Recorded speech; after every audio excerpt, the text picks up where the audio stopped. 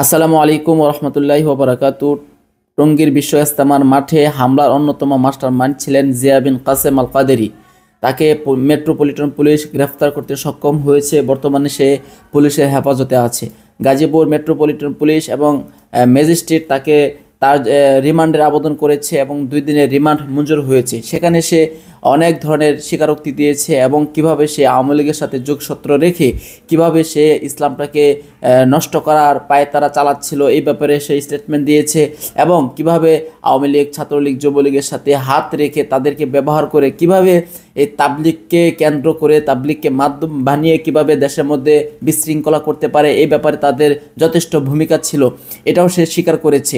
এর দ্বারা প্রমাণ হয় যে তারা মূলত তাবলিগের কোনো অংশ না, তারা সরাসরি আওয়ামী লীগের দালাল ছিল এবং ইন্ডিয়ার কথা মতো এবং ইন্ডিয়ার প্রেসক্রিপশনে তারা চলতো এবং কিভাবে দেশের মধ্যে নৈরাজ্য সৃষ্টি করা যায়, বাংলাদেশটা একটা শান্তিপ্রিয় দেশ, সেই দেশে কিভাবে নৈরাজ্য সৃষ্টি করা যায় এই ব্যাপারে তাদের যথেষ্ট পরিমাণে ভূমিকা ছিল। এজন্য প্রত্যেকটা পন্থী যারা আছে এবং তাদের মাস্টার মাইন্ড যারা আছে, যারা মাওলানা সাদের এই গুমরাহকে দেশের মধ্যে প্রচার প্রসার করতে চাচ্ছিল এবং আওয়ামী লীগের সেই প্রেসক্রিপশন যারা বাংলাদেশের মাটিতে এই 24-এর অভ্যুত্থানের মাটিতে যারা বাস্তবায়ন করতে চেয়েছিল তাদের প্রত্যেকে গ্রেফতার করা হবে। আপনারা জানেন গত কিছুদিন আগে মুয়াজ বিন নূরকে গ্রেফতার করা হয়েছে এবং তাকে রিমান্ডে নেওয়ার পরে তার থেকে অনেক তথ্য বের হয়ে আসছে। এভাবে আস্তে আস্তে প্রত্যেকে যদি গ্রেফতার করা হয়, আশা করি তাদের যে ভিতরের যত অন্ধকার আছে এবং তাদের যে ভিতরের যত পরিকল্পনা আছে সব বের হয়ে আসবে। তারা কিভাবে মূলত বাংলাদেশটার মধ্যে অস্থিতিশীল তৈরি করতে পারে এবং আলেম ওলামার মধ্যে বিদ্বেষ তৈরি করতে পারে, আলেম ওলামার সাথে সাধারণ মানুষের বিদ্বেষ তৈরি করতে পারে, এ ব্যাপারে তারা অনেক বড় প্ল্যান পরিকল্পনা করেছিল। সেটাই বলেছে মাওলানা জিয়া বিন কাসেম আল কাদেরি, তার মুখ থেকে এটাই সে স্বীকারোক্তি দিয়েছে।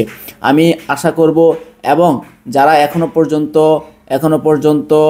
গ্রেফতার করা হয় নাই, এখনো পর্যন্ত যারা এই হামলার সাথে বিশ্ব ইজতেমা টঙ্গীর মাঠে যারা হামলা করেছিল তাদের সাথে এখনো পর্যন্ত যারা জড়িত ছিল, যেভাবে হোক সে জড়িত ছিল, তাদের প্রত্যেকে গ্রেফতার করা হোক এবং তাদের কাছ থেকে স্বীকারোক্তি নেওয়া হোক।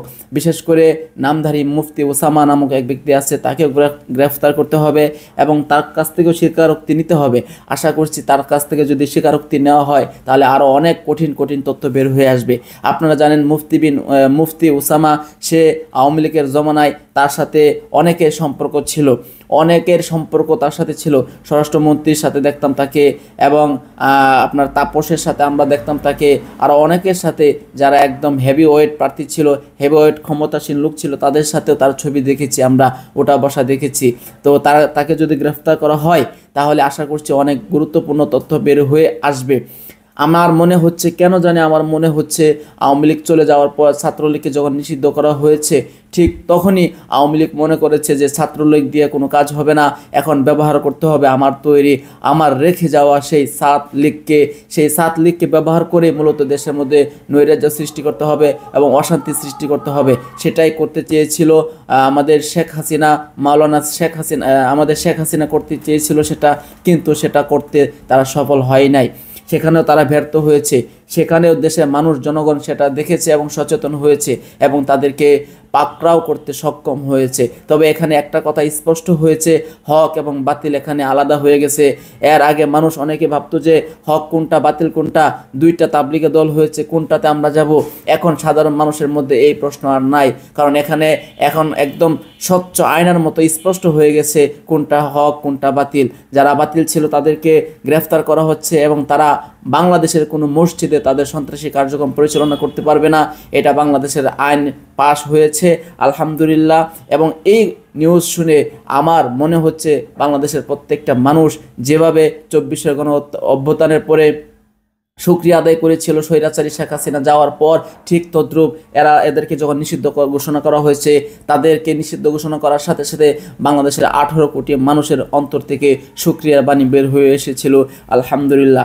আপনারা জানেন এই সাদ লীগ এবং মাওলানা সাদ সাহেবকে দেখতে চাই বাংলাদেশের জমিনে এবং 5 দিনের জুড়ে এমন একটি সংগঠন আমরা দেখেছিলাম গাজীপুর থেকে বের হয়ে এসেছিল সচেতন ছাত্র সমাজ নামে, তাদেরকেও খোঁজা হচ্ছে এবং তাদেরকেও গাজীপুর মেট্রোপলিটন পুলিশ খুঁজছে, তাদেরকেও খুঁজে খুঁজে বের করছে, অনেকেই খুঁজে পেয়েছে, তারা অনেকে ছাত্রলীগের সাথে সংশ্লিষ্ট ছিল এবং ছাত্রলীগের সাথে সংশ্লিষ্ট থাকার কারণে তারা চিন্তা করছে আমরা তো ছাত্রলীগ করতে পারছি না, ছাত্রলীগ সংগঠন নিষিদ্ধ করা হয়েছে, আমরা এখন ছাত্রলীগের সাথে সম্পৃক্ত হয়ে আমাদের যে অনৈতিক কার্যক্রম পরিচালনা আমরা করতাম সেটা এখন তাদের সাথে মিলিত হয়ে আমরা করব, কিন্তু সেখানেও তারা ব্যর্থ হয়েছে।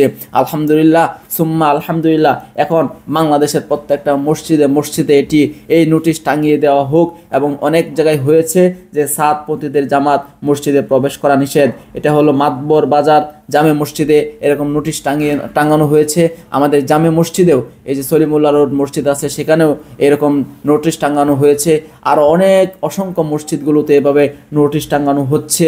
আশা করছি বাংলাদেশের প্রত্যেকটা মসজিদে এরকম নোটিশ যদি টাঙানো হয় তাহলে তাদের কোনো কার্যক্রম বাংলাদেশের কোনো মসজিদে করতে পারবে না।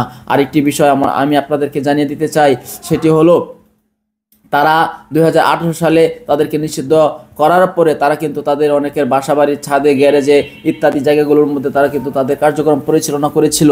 আশা করব আপনারা যদি সচেতন থাকেন এবং সতর্ক থাকেন তাহলে আপনার আশেপাশে যদি এমন কোনো ঘটনা দেখেন তাহলে আপনারা সাথে সাথে তাদেরকে বয়কট করবেন এবং তাদের বিরুদ্ধে প্রতিবাদ করবেন এবং প্রয়োজন হলে তাদের বিরুদ্ধে অ্যাকশনে যাবেন, আর সারা বাংলাদেশের মানুষ আপনাদের সাথে থাকবে ইনশাআল্লাহ।